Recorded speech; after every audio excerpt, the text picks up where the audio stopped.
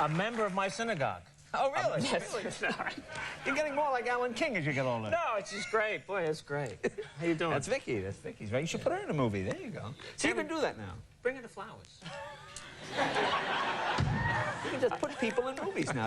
Put them in. So you're telling me, so what do you do? So you go, now do you put on a stupid disguise, or do you just sit in the back of the movie theater? Yeah, I go as one of the Edos. Oh, really? You know, hang out in the back. People see you. No, audience, when you do stand-up most of your life, Yeah. you feel audiences and you know audiences, and you can tell as soon as you walk out, oh, it's going to be work tonight, or it's going to be good, So when you do a movie, you spend a year doing it, and audiences react differently, and I don't know, every kind of audience is very different, and they react differently to different kinds of movies, like scary movies. Do you like to go to scary movies? I like a good scary movie. But a really scary movie. Yeah, I mean, you mean like those stupid Friday the 13th ones, or no, like no, Jaws but like or something? Jaws or something. Oh, Jaws would be a good scary. That was good. Now, I saw Jaws with a predominantly black audience in Boston, actually. Now, if you've ever been to a scary movie with a black audience, it's the greatest. Because they get involved. They yell at the screen. It's true. The woman's swimming naked in the beginning. You knew something was going to happen. You just didn't know when. And everyone's kind of laughing in the audience. They're cool, right? And then the music hit in. And everyone got tense. A guy stands up in front of me, yelled at the screen, "Don't be taking no dip now, girl! Get out of the water! Can't you hear the music? He's coming!"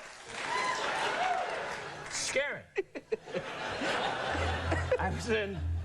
I was in Fort Lauderdale, Florida, and it was ironic because Deborah Winger was the star of Terms of Endearment. Right. She's my co-star in Forget Paris, and she's a great actress. And you remember that movie? It's very sad. She goes in for a checkup, and the guy says, that looks suspicious. I don't think it's anything. This old guy in front of me goes, she's a goner. My first wife, same thing. It's nothing. 6 months, it's over.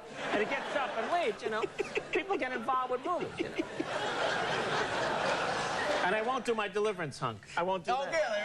No. Yeah, you saw that with some hillbillies, I remember. No. Oh, it's a wedding. I see. It's a wedding. It's a honeymoon, Al.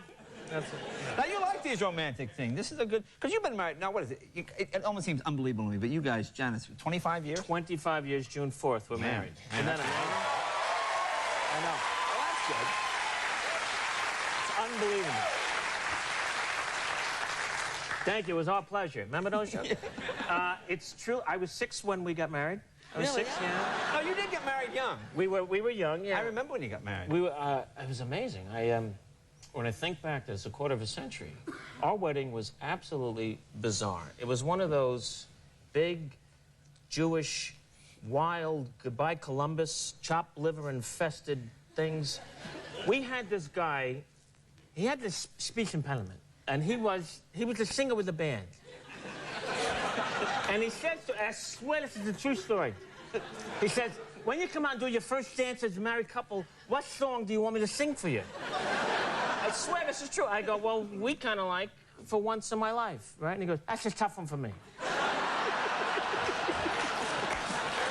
So we go, I'm sorry, that's what we want. So, ladies and gentlemen, please welcome the very, very new Mr. and Mrs. Billy. And you walk out on the dance floor together, and he starts singing, for once in my life, I have someone who needs me, someone who needs so long. Sylvester the Cat is our MC at the wedding.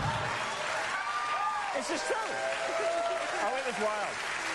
And my relatives, it's like, it's like Field of Dreams. It's like, if you feed them, they will come, If they hear buffet and a hora, get out of the way because they're coming. They're like wildebeest in bad clothes. It's like, where is it? Where is it? Hallelujah, hallelujah. It was insane.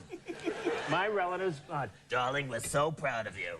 We are so proud. This is my aunt. We are so proud of you.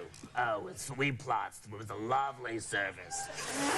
Oh, man. A lot of autobiographical stuff in this film. I mean, I see it, I know you, and I see what the real things are. There's one scene in this film, if for no other reason, people have to go for this bird scene. It's not the scene we're going to see here, but it really is one of the funniest scenes I've ever seen in any movie. It's a true story. It happened to my manager, Larry Brez, and his wife, Bet.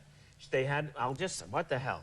They had a rodent problem in their house. Right. They put down these glue traps. Big pieces of paper with glue on it, right, to catch the little guy, right? By accident, in her garage, she caught a bird get stuck in the thing, right? She puts it in a car, goes down to the vet to save the bird. And the bird is still alive, The bird is alive, and he's flapping on the sticky stuff. She hits a bump, the thing flies up in the air and stuck to her head.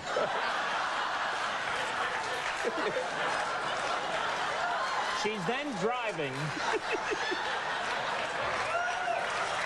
She's driving with this thing and actually ended up outside here. Yeah, she was right by him. She was right by her going to St. Joseph's Hospital there, and the line was in to come into the Tonight Show, and she couldn't stand the Blue Jays pecking her head, and she jumped out of the car going, "Will somebody help me? Somebody help me!" And they thought it was part of the Tonight Show. Yeah, the whole crew. Yeah, hey, look at that. Let's take a look at the clip. This is a scene from the movie where this is with the Deborah's father, who's played brilliantly by Bill Hickey, who was my acting teacher 23 years ago. Oh, is that right? Comes to stay with us, and he's a little weird, and I'm spending time with him. I have to take care of him, and this is us in the kitchen having breakfast, and I can't stand him anymore. Take a look.